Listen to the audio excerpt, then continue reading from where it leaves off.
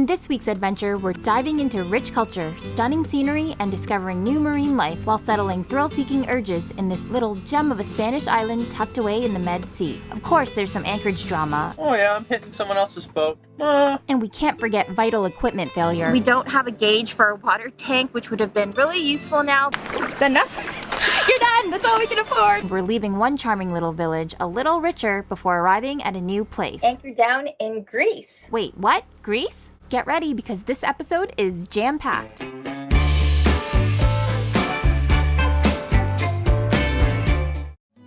Before arriving to this small island in the Mediterranean Sea, we really didn't know just how much Minorca had to offer. We'll be cruising along the southern coast from west to east, and we're taking you with us each and every stop we make.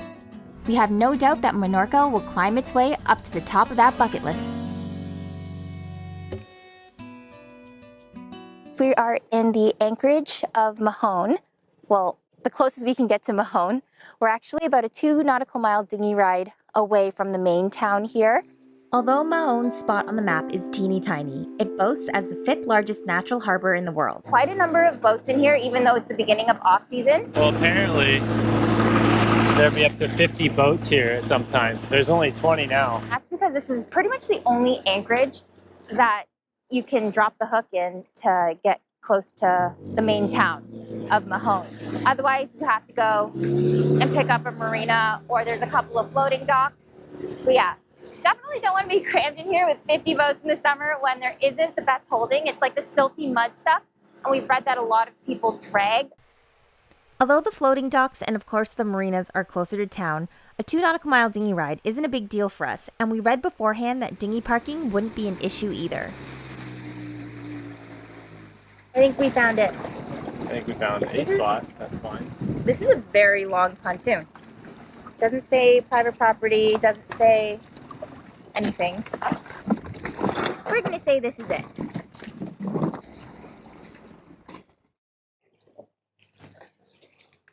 Okay, so we're on the totally wrong end. That's why this dinghy dock is completely empty. And it would be a scenic walk, but the fact that we need to get groceries on our way out, this wouldn't be the best spot to put the dinghy. So we're gonna get back in and mosey on in a little bit further to the main area where I'm sure it's gonna be a lot busier. No tenders over there. Well, there's 2 dinghies here. So. This one looks a little bit more central. And we're kind of like right in the middle of town, so. It definitely feels a lot quieter. We were just saying how you kind of have like a relaxed vibe right now. Like it's not hustling and bustling with all the tourists everywhere. Yeah, it's like you don't even need to see it. You can just feel it. I don't know. Maybe that's just me. Like more of a solemn feel. Yeah, it just feels quieter, calmer, and boats aren't ripping everywhere. What I had in my mind when September hit here, from kind of what I heard, it's what I thought it feels like. I thought it would just be like big noticeable difference. It feels completely dead and quiet here now. It's crazy. I think we'll see more once we get into like the main town up the hill. But overall on the water, it does seem there could still be quieter. Tourists in and amongst the towns, but water traffic and all that kind of stuff feels dead. So we like. You walk like this. Mahón is the capital of the island of Minorca and home to just under 30,000 people. The British occupied the island during the 18th century, and the architecture reflects that unique blend of British and Spanish influences. The French also occupied Minorca for several years in the mid-18th century, and mayonnaise is thought to have geographic origins here. It's said to have been first prepared by a French chef during the French occupation of the city. Seems like we got here at a great time. There's like a lot of streamers, flags, stages. So we Googled it, and yesterday there's a big parade. Actually, we learned we didn't miss anything at all because there were going to be parades and events all week long. The Fiestas de Gracia in Mahón is a big festival in September honoring the Virgin Mary with a variety of cultural, religious, and festive events. Residents and visitors experience processions, traditional dances, live music, performances, fireworks, and cuisine that showcase the traditions and heritage of Minorca. Stay away from my candy. Me, you. Oh, there's bees all over. Holy crap, look at this.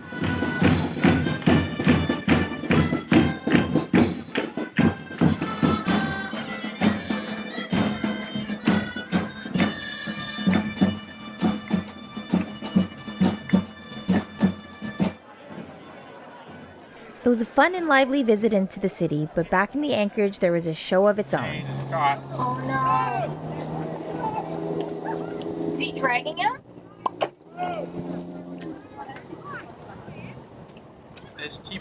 Now he's picked up the nose chain. Oh shit, yeah, you see it. Oh no, look. The white sailboat here has picked up the navy blue sailboat's chain. What happened was the white boat didn't put out enough scope while anchoring. When he started to back down or reverse, the anchor would have just dragged across the sea floor until it caught the blue boat's chain. And then he comes way too fast. Yeah. Fortunately, this dinghy sprang into action quickly to motor over there to help lift the chain off of the anchor before it got plucked right out from the ground.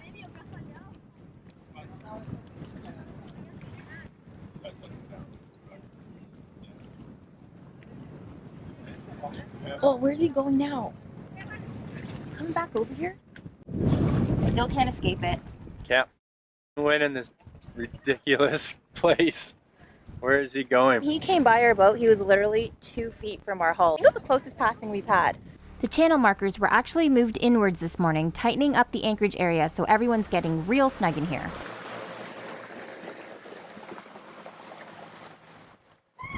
Yes, that's the one thing.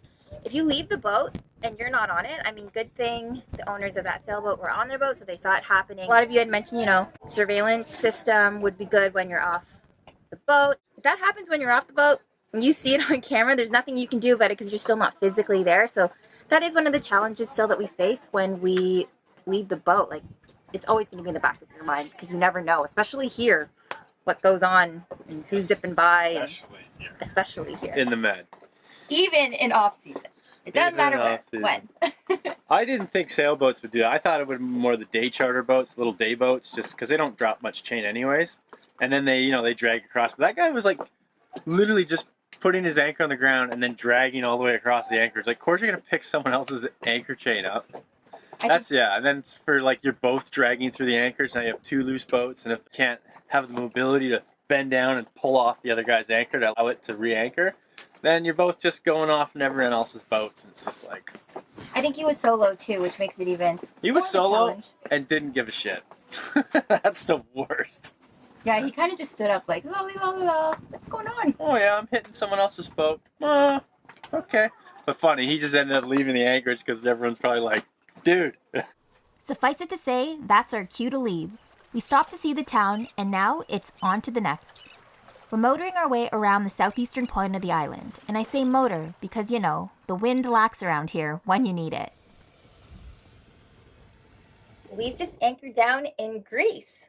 Well, not actually. It's the Greece of Minorca. We just dropped the hook in this little town, and we're just having a late breakfast before we head in. It resembles Greece inside there. I guess we'll see. Well, because we couldn't make it all the way there, so, you know, maybe this is the closest we'll get. How is that, by the way? It's delicious. I make it look so pretty, and then you just go, bah.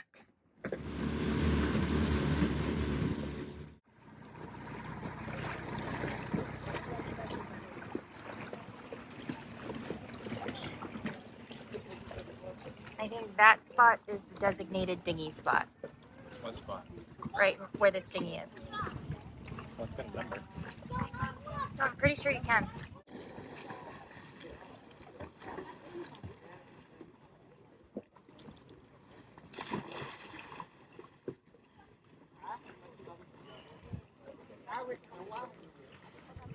He doesn't want to get his hands salty.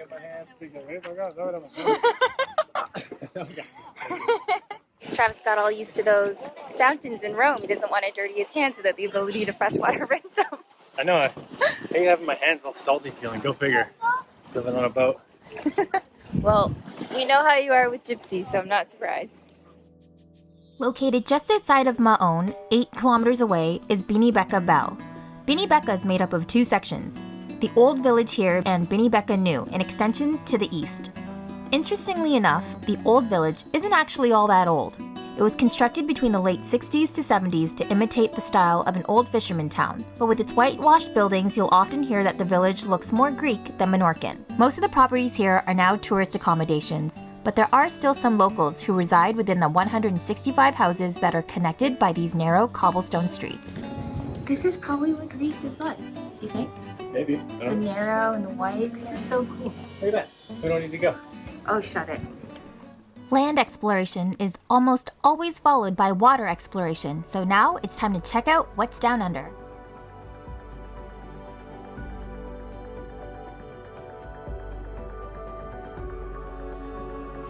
Because there isn't an abundance of fish life here, we enjoy our time spent underwater, finding things to swim through and under, while admiring the Posidonia that blankets the sea floor.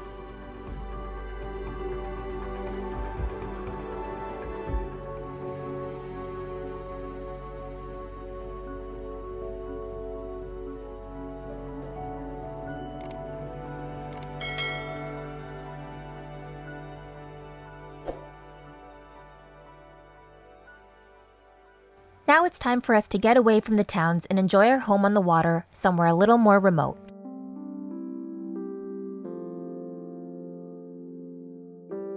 Tucked away between spectacular cliffs is this Y-shaped anchorage where you feel like you're in a totally different world. There are nearly 100 prehistoric caves within the cliffs that were used as necropolis during the Bronze Age. It's the largest necropolis in all of Minorca. Basins here are calm like swimming pools, making it a very popular spot to bask in nature's beauty. Between the canyon and the ravine is where you can stern tie your boat. But if you want a little more privacy to enjoy this remarkable location, there's limited space to anchor out like we did.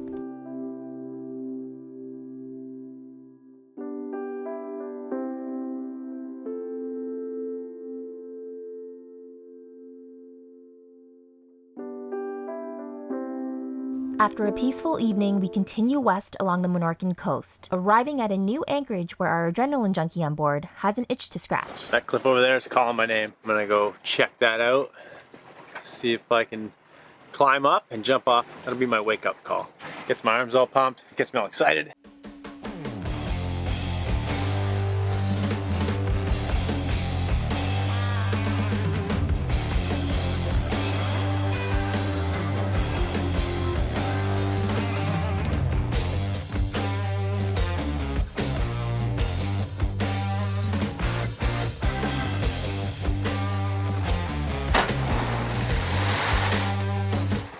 After getting his fix, it's time to anchor where I personally really enjoy: shallow, glistening, clear waters. This spot was actually really neat. We awoke to seeing the water glistening in such a way that it looked almost holographic. Jumping in, we could see that the mesmerizing effect was a combination of the sunshine, super clear water, and the seagrass falling between the ripples in the sand.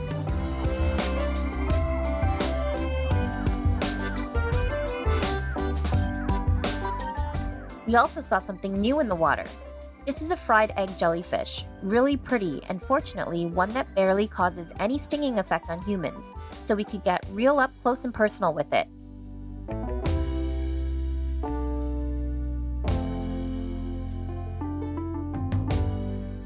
As you can imagine, we use quite a bit of water when visiting these remote places as we shower off to rid the salt after every swim. We noticed a little issue with our Watermaker and we can no longer turn salt into fresh, which is pretty vital for our day-to-day. So we're heading over to the next town and marina to see if we can get a fill-up.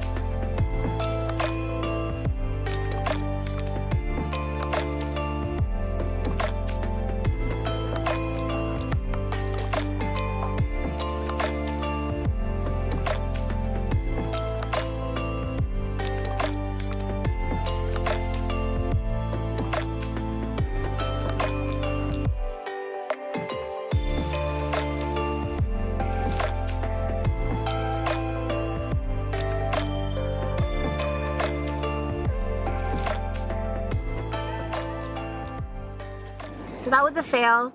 We looped in there, Didn't see a water faucet there, and it was quite busy, not exactly a place we wanted to linger around. We'll just have to wait until we get to Majorca tomorrow. We don't have a gauge for a water tank, which would have been really useful now, but we know come the third day, we usually run empty on our normal usage. Let's just hope we have enough to make it through till tomorrow. There's an anchorage right outside of the town, so we dropped the hook here for our last day in Minorca. Now I gotta dive on it, and that means another hose off, and we're kind of, what, this is our third day? Yeah. And we didn't have a full fill last time, so it's testy. One of us might not get to shower tonight.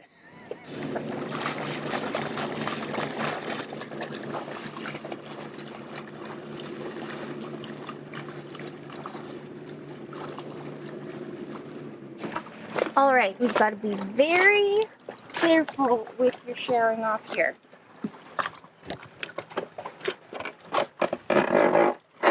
I will monitor the water usage. Stand right here. You don't want to waste any drops. Hit the top. There. Is that enough? You're done. That's all we can afford. Damn it. There. Don't waste your scrub.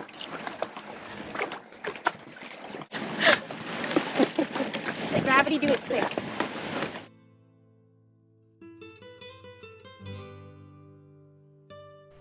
Ciutadella is the former capital of Menorca before the British took over in the 18th century and changed it to Mahón.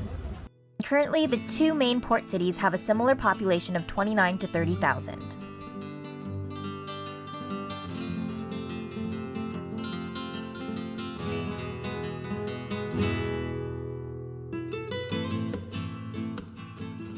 This here is a frozen pomada, which is a Menorcan thing. Pomada is gin with lemonade. Yeah, it's like a lemonade gin. So It's like- good. oh, it's so good though. We tried the bottled version, which was really good. Well, we found out that there was a slush that they sell at pretty much all of the bars and cafes here. They've all got that slushy machine.